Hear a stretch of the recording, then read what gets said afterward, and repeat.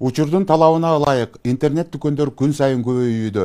Соода саттыктын бул түрү убактысы тар же барганы шарты болбой жаткан айрым жарандар үчүн ыңгайлуу болууда. Деген менен онлайн дүкөндөр аркылуу шылуундук кылгандар да арбыды. Аларды айырмалап билбесеңиз, акчаңызды алдатып жиберишиңиз толук ыктымал. Тийиштүү кызматтагылар жарандарга эскертүү берип, алданып калуудан сак болууга чакырууда. Бирок Кыргыз милициясы интернет шылуундарынын алдында алсыз болуп жатканын коомчулук айтып, алардын кол кушуруп отурганына нааразы. Милиция алданбагыла деген таризде ролик жасоо менен чектелип отурганда интернеттеги элди тоногон шылуундар президентке чейин жетти.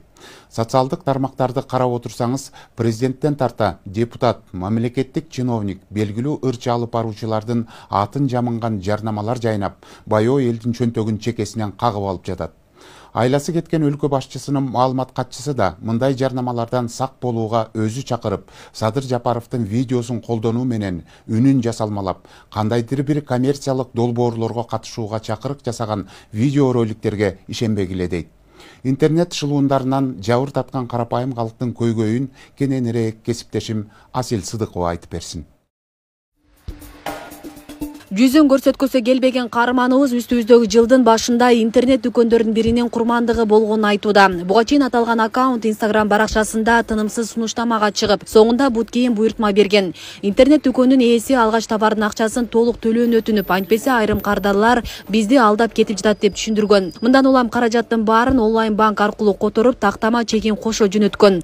Ошентип бир аз убакыт өткөндөн кийин аталган аккаунт анын баракчасын блокко салып дайынын жоготкон. Кайра байланыша алган жокмун. Чалайын десем дагы заблоктоомун.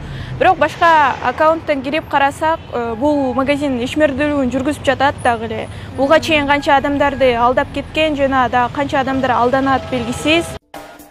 Учурда интернет дүкөндөр көбөйүп, жарандар үйдө же жумушта туруп каалаган буюмун ала алышат. Деген менен бардыгы эле интернет дүкөндөргө ишене берүүгө болбойт. Алардын арасында алгач ар кандай акцияларды жарыялап, арзан товар менен элди кызыктырып көздөгөнүн алган соң жок болуп кетишет. Алардын кылтагына Токтосун Тыныбеков атындагы филармониянын башкы сүрөтчүсү Закир Салиев дагы илинген. Ал TikTokко кирип, MobiKG сайтынан 20 миңге ноутбук буйртма берип, акчасын которгондон кийин аталган кызмат изден жашырып кеткенин билдирүүдө. Бирок ошол номер дагы деле иштеп атат экен. Анан ошол номер менен байланышып, сүйлөштүк. Алар адрести айтышты, дарегин сурасам, ошто деди, келечек экинчи этажда. Анан булар менен байланышып, анан биз азыр көп чалуулар болуп атат, срочно деп мени шаштырышып, эртерээк акча салыңыз, болсо товар калбай калат деди. Анан мен да шашылып, ошого алдан калдым.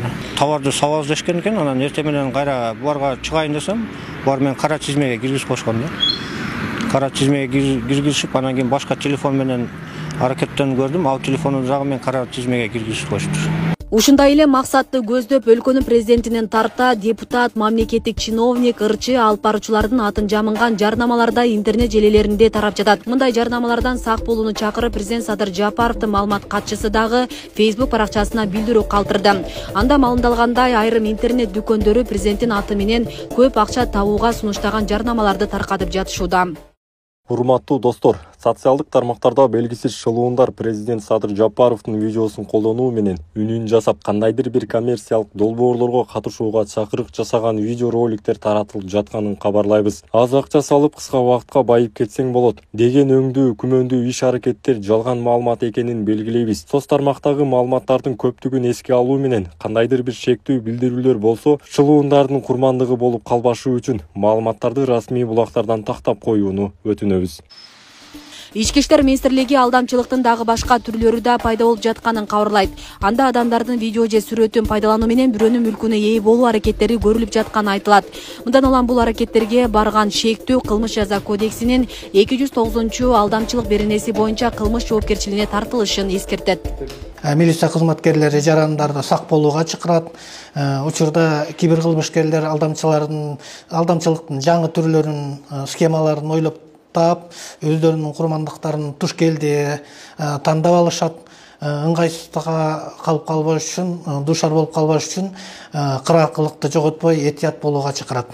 Ушу кыргыз элиме айтат элем, ушу ишенбестен, ушу бирөөлөрдүн сүрөтүнө койсо эле, жакшы сөздөрүнө деле учуп кетпестен, так акыйкат өзүнү тактап алып туруп, анан кийин ушуга окшогондор менен мамиле кылса деген менин оюм бар. Банк кызматкерлери дагы белгисиз алдамчы сайттар аркылуу шылуундарга алданып калбоону эскертип жатышат. Сиздердин эсептик маалыматтарыңызды билип алып, картаңыздагы акчаңызды урдап кетиши мүмкүн. Ар кандай операцияларды жасоодо банктан алган тастыктоо коду жазылган SMS маалыматтарын эч кимге бербеңиз. SMS ырастоолору сиз үчүн гана экендигин эстен чыгарбоо айтылат. Бул сиздин картаңыздын пин конверти, ичинде сыр сөзү катылган. Сыр сөзү эч кимге көрсөтпөшүңүз керек, жашыруун, сиз гана билесиз. Этият болуш керек, карталарды көрсөтпөш керек, в первую очередь карталарды сурайт. Бир таанышым, досум алып коюшту ушинтип картасын. Түзүк эле сумма алып коюшту. Менде эмне болду? Квартира боюнча болду. Квартира боюнча рекламага беришкен, зайынт эткенге залог акча которулуп, оказывается паршой болуп чыкты. Акча салгыла деп акча которгондон кийин ал өчүрүп коюп, ошол бойдон ал ака деле өтө катуу ооруп, неме болушту, инсульт болупчу. Учурда кибер кылмышкерлер алдамчылыктын жаңы түрлөрүн жана схемаларын ойлоп табышууда. Бул боюнча Жалал Абад облустук ички иштер башкармалыгына 2023-жылы миңдеген жарандардан билдирүүлөр түшкөн. Анын ичинен 329уна кылмыш иши козголгон. Келтирилген зыян 196 миллион 719 миңди түзгөнү маалымдалган. Бириктирилгендер менен биригип 126 сана соттун кароосуна жиберилиптир. Ал эми 111 иши өндүрүштөн кыскартылыптыр. Бул эми 111 иши өндүрүштөн кыскартылганы баягы тергөө учурунда төлөп берип коюп, ушундай учурларда же болбосо тергөө жүрүп атканда башка жаңы жагдайлар ачылып калып, ошондон кыскарып кетет да иштер. Бул деген азыр негизи мыйзамда да көрсөтүп койгон. Эгерде тил каты бар болсо, же болбосо келишим түзүлгөн болсо, же болбосо обязательство деп коет, милдеттемелери бар болгон болсо, анда кылмыш 24 сааттын ичинде кыскарыш керек, материал кылмыш коддон баш тартылыш керек деген мыйзам бар да. Тармактык маркетингтер боюнча дагы профилактикалык социалдык роликтерди чыгарганбыз. Быйылкы жылы дагы 2024-жылы дагы интернет магазиндеринен же болбосо жана жоголгон документтерин таап алуу боюнча кайрылган жарандардан жана сүйүнчү пулдарын которуңуз. Биз сизге документиңизди таап алдык деп ушундай жол менен дагы алданып калган жарандар бар. Ошолордун алдын алуу боюнча дагы социалдык ролик даярдап коомчулукка жарыяладык. Буга чейин интернет айдыңындагы шылуундарга чара колдонуу тууралуу парламентте да көтөрүлгөн. Анда депутат Мейкимбек Абдалиев анын видеолорун пайдалануу менен акча сунуштап жатышканын айтып, аларды жазага тартуу керектигин билдирген эле. Бизде Кыргызстанда интернет айдын контролдогон бир кызмат барбы? Кызмат жок болсо, бир кызмат ачыш керек. Анан маалымат коопсуздугу деген бизде Кыргызстанда болуш керек. Мен жакында көрдүм, мына президентибизди дагы ушинтип чыгарышты. Буну жасаган адамдарга, ошол аккаунттарга кармап жоопкерчиликке тартышсын. Асия Сыдыкова, Мирза Сапаров, Регион телеканалы.